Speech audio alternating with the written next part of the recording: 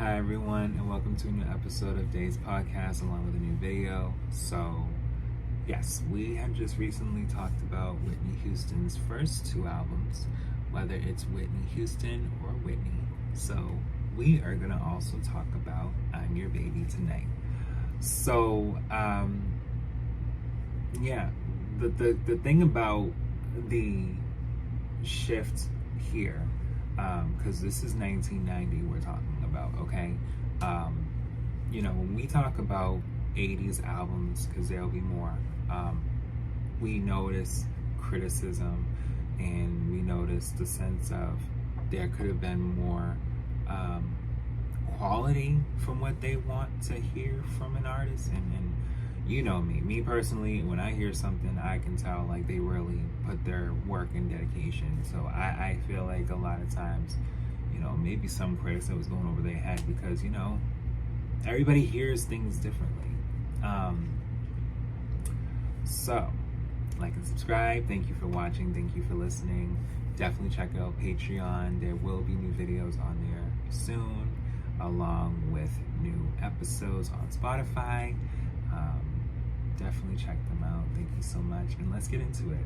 So I'm Your Baby Tonight is the third studio album by Whitney Houston. It was released on November 6, 1990 by Arista Records. The album was certified quadruple platinum in the US by the Record Academy.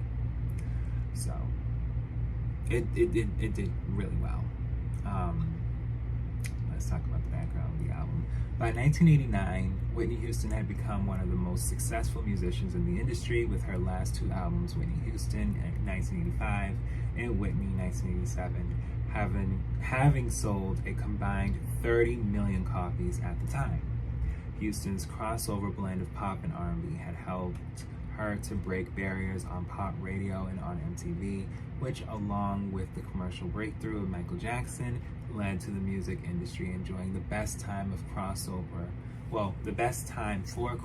artists since the height of disco in the mid to late 1970s, according to journalist Frank Rizzo in 1987.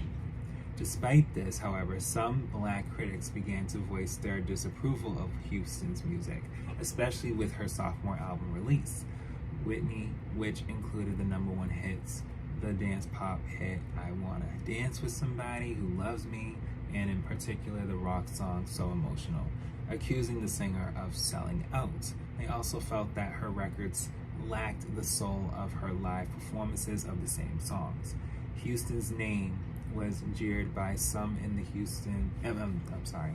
Houston's name was jeered by some in the audience at both the 1988 and 1989 Soul Train Awards, where she first met future husband Bobby Brown. After she was announced as a nominee in the category, Houston defended herself against the criticism, telling Essence magazine in 1990, "If you're gonna have a long career, there's a certain way to do it, and I do it that way. I'm not ashamed of it." Still, both Houston and her label had Clive Davis agreed to go into a more urban direction as popular music was starting to embrace a new urban pop sound called the New Jack Swing.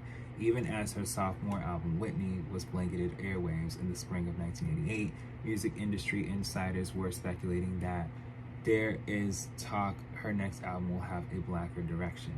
As the material on her previous albums had been picked by the label, Houston wanted more creative control over the album's content.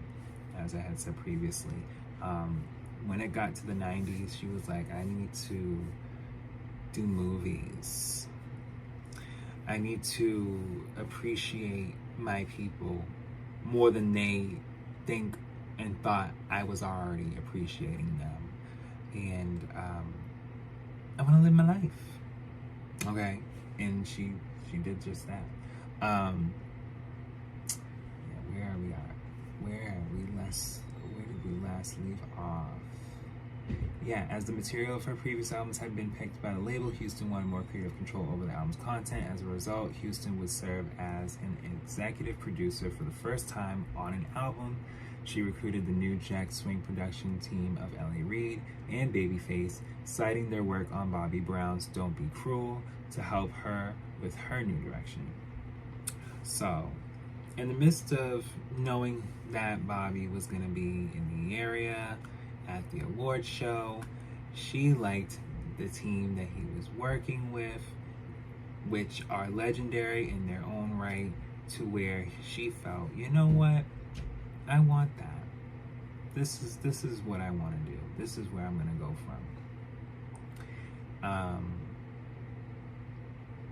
The duo would present the songs I'm Your Baby Tonight, My Name Is Not Susan, their soul ballad Miracle, and Any More. Houston also recruited longtime idol Stevie Wonder on the album, with two collaborating on the Wonder-composed duet We Didn't Know, while longtime friend singer Luther Vandross penned the dance pop song Who Do You Love.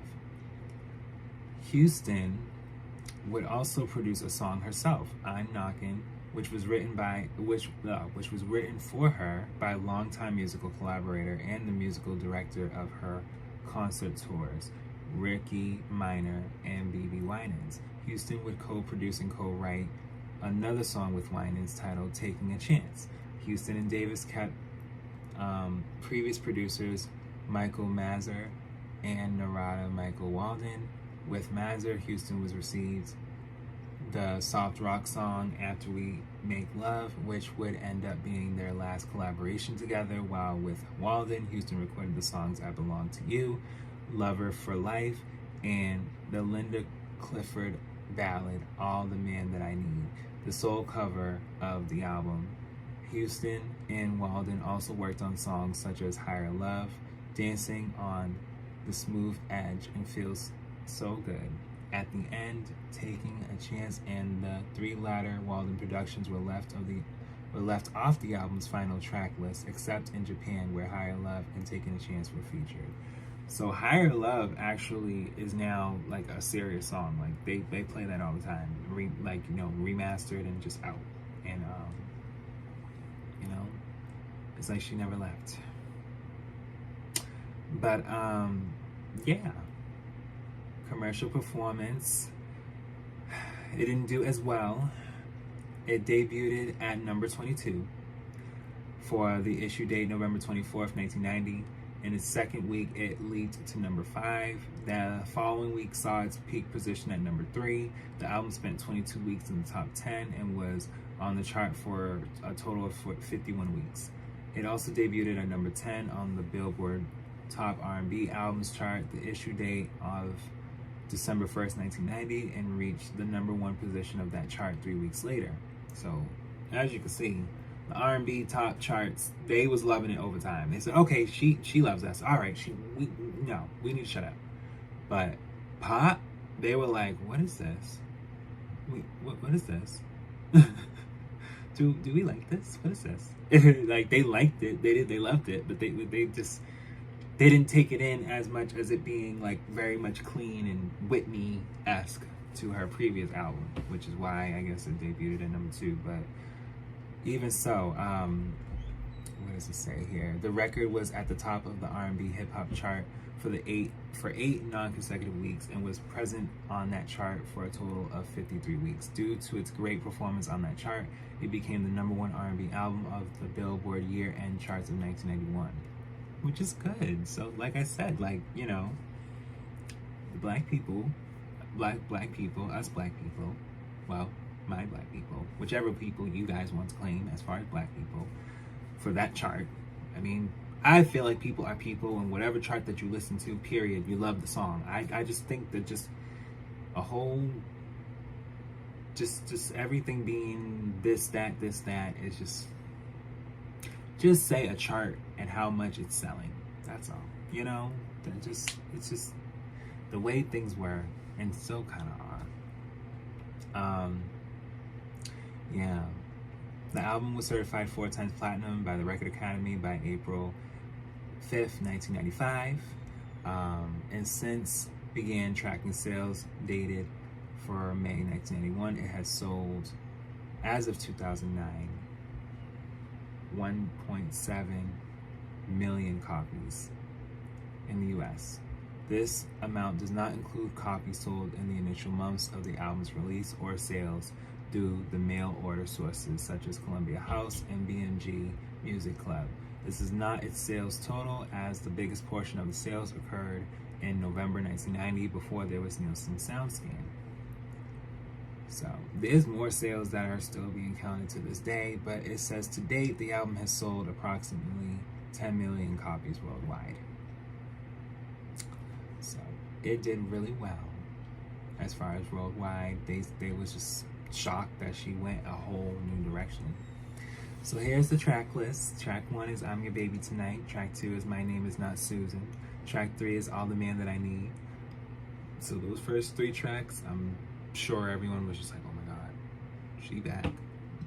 And mind you, it's from 1987 to 1990, so it took her like about 3 years. Like they ain't heard nothing from her for about 3 years. And then 4 was Lover for Life, 5 was Anymore, 6 was Miracle, 7 was I Belong to You, 8 was Who Do You Love, 9 was We Didn't Know, which is a duet with Stevie Wonder, 10 is After We Make Love, and then 11 is I'm Knockin'. The Japanese bonus tracks were Taking a Chance and Higher Love. But yeah, these are classic songs. And to be honest with you, from the direction of this album, she decided to say, I want to do a movie. And she was also becoming pregnant. By who else? Bobby Brown. And she started to work on a soundtrack with a movie after considerations were handled. The Bodyguard. And so we can talk about The Bodyguard in a separate video, and how well that movie did, because it's one of the best movies of all time. And it got to really let people know that Whitney could act as well as she could sing. And they didn't get to really see that so early in her career compared to other artists, because some artists honestly may have acted first before they started to get into singing, or were in the midst of doing only one album and already was being seen another way. It all varied back in the day. But we will talk about that. But yes, this is the end of our video and episode. Thank you for watching and listening, and I'll be back with more.